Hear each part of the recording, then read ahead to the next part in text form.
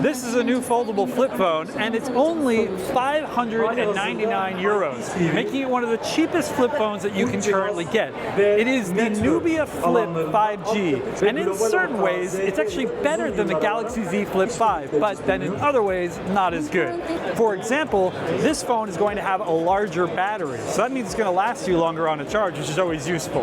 However, you are going to have to sacrifice some processing power because inside here is only the Snapdragon 7 Gen 1, which is not nearly as good as the processor inside the Galaxy Z Flip 5. But remember, 599 euros, so considerably less expensive than what you would pay for the Galaxy Z Flip 5. Elsewhere with the phone, you're going to have two cameras on the front. You're going to have your 50 megapixel main and a 16 megapixel ultra wide. And of course, when you open it up, you're going to have your selfie camera at the top. This is a display model here at the ZTE booth at Mobile World Congress 2024, so it's already pretty beat up. But even then, you can still tell that the crease of the phone is very prevalent.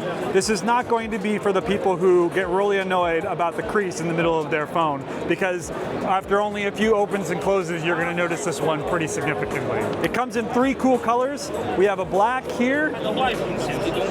We have a off-white with a cool, shiny, glittery kind of finish to it that is pretty classy, I think. Then there is a lavender color, which looks pretty cool, and it has a cool iridescent shine to it. On the outside, for your cover display, you have a circular display there that's about the same size as a smartwatch display.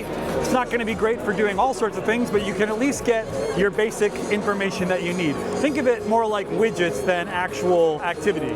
This is something that we saw on early flips from the Samsung lineup, but now Samsung has much bigger cover displays that you can do a lot more on. So this feels a little bit dated in that sense, but once again, 599 euro, much less expensive than what you would pay for a Galaxy phone. It's also really important to note that this folds flat.